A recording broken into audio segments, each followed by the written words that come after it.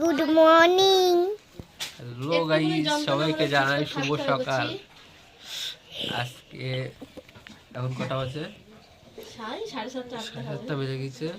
খুব তাড়াতাড়ি ঘুম থেকে উঠে পড়ছে আজকে। আর যত কাজ আমাকে দিয়ে করাচ্ছে। হয়, দেখো কাজ হয়ে গেলে আবার পরে দেখা হবে। টাটা বাই বাই, এখন অনেক কাজ রয়েছে।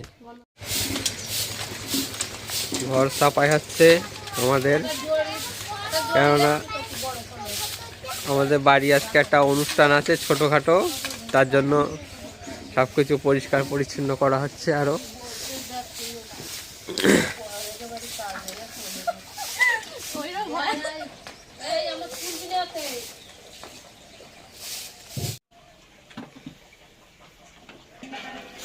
এদিকে চলছে নানান রকমের আইটেম, কোথাও চলছে মাছ ভাজি, কোথাও চলছে কি এটা আটা ময়দা হচ্ছে, ময়দা মাখা, আর চালের গুঁড়ো দিয়ে পরোটা হবে। আপার শ্বশুর বাড়ি মানে জামাই আদর হবে, জামাই আদর, বুঝতে পারছিস? মেন হচ্ছে আমাদের অনুষ্ঠান কিসের লিয়ে? কিসের? আমার আপার যে হসপিটালে, আগের ভিডিও সবাই দেখেছে, হসপিটালে গেছিলাম আপাকে নিয়ে। আপার বেবি হয়েছে, বেবি গার্ল। তার জন্য তো শ্বশুর বাড়ি থেকে হচ্ছে লোকজন আসছে, তো সেই জন্য পরেটা হচ্ছে। আর সে কাল রাত থেকে এসে পুরো খেটে খেটে আমি শেষ। বাড়ি গেলে এখন হসপিটালে 1 সপ্তাহ ভর্তি থাকতে হবে আমাকে।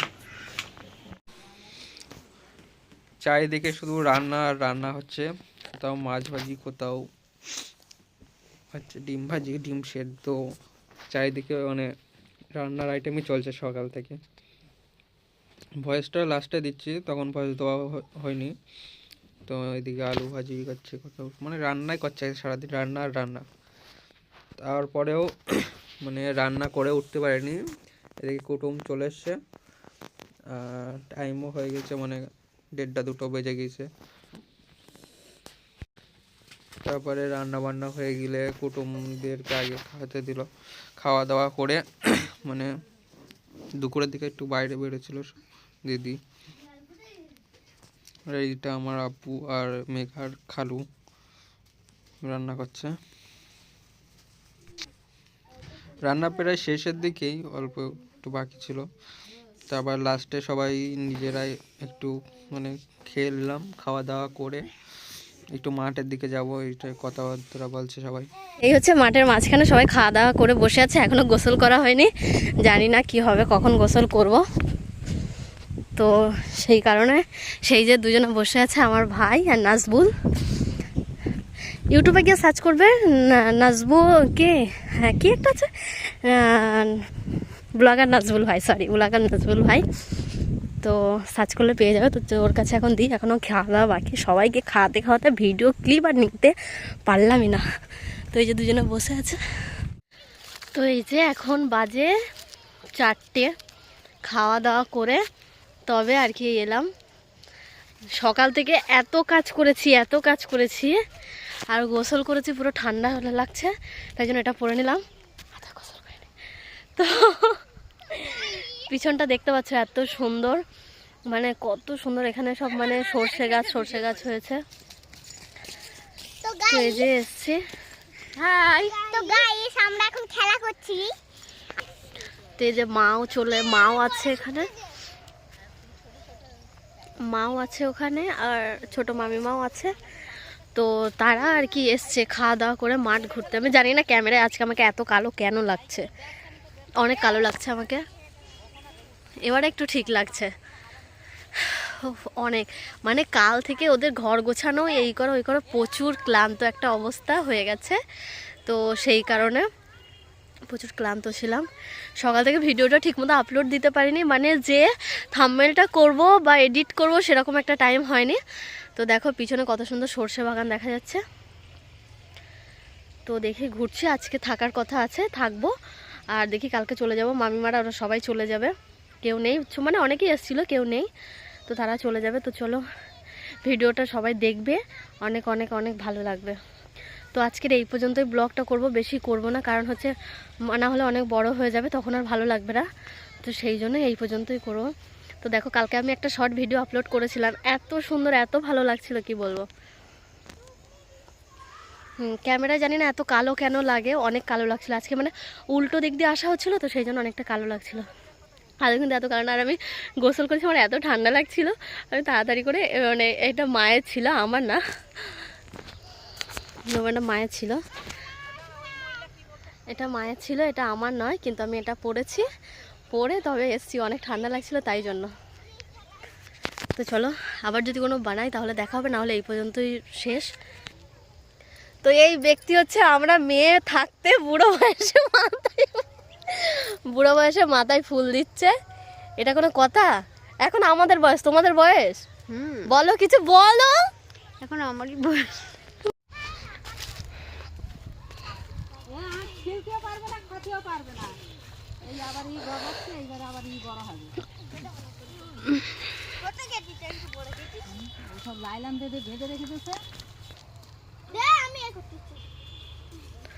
এই তোরা ছিঁড়ে কাটতে পারবি তো? এরা হচ্ছে এই যে খালুদের হচ্ছে আখ আখ চাষ করেছিল, সে আখ মানে এসে সব এরা নিজেরাই কাটছে আর নিজেরাই খাচ্ছে।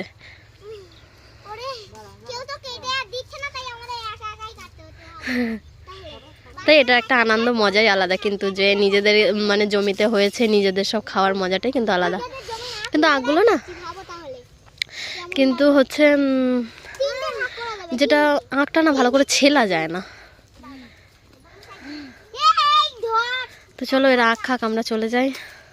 তো এই যে দেখো এরা আবার দুজনে সবাই গেছে, এরা দুটো আবার আখ আখ মানে আখ ইয়ে করতে চলে এসছে, আখ কাটতে। তো দেখো এ ছাড়ানো যায় না তো এই আখটা, নাজবুল ছাড়ানো যায় কি না যায় দেখুন, খাবো দেখতে। এই যে ভাই এখন আখ কাটছে।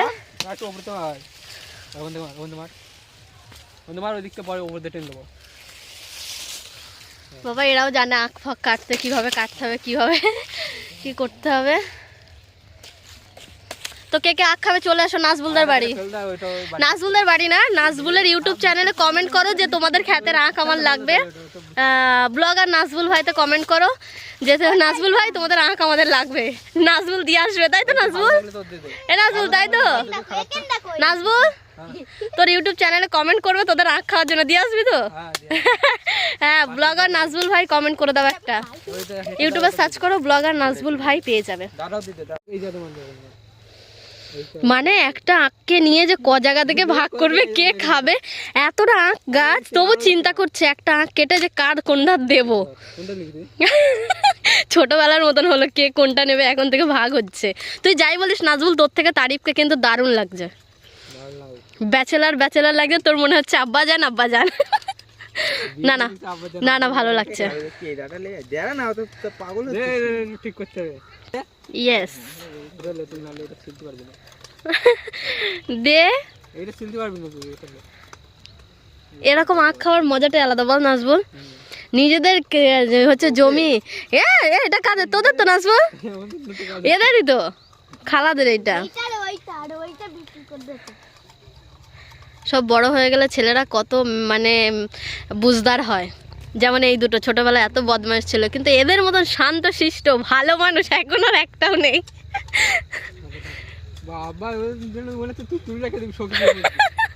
এত সুন্দর করে ওকে পরিষ্কার করছে, এত পরিষ্কার করলে ছিলে খাওয়া যাবে না।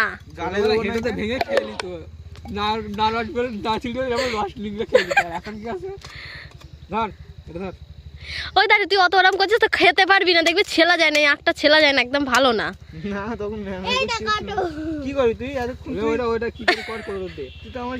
এই নিজেদের খেতে মিষ্টি না টক না ঝাল কি লাগছে আমি বলবো না, তোরা খেয়ে বল।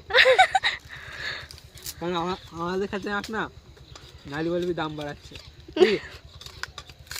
তবে এইটুকু জানি মিষ্টি, আমার কাছে তো মিষ্টি লাগছে। ওই যে আখটা ছেলা যায় না, কি বিচ্ছিরি খেতে, বিচ্ছিরি একদম। তো চলো আমরা আখটা খাই, পরে দেখা হবে আবার।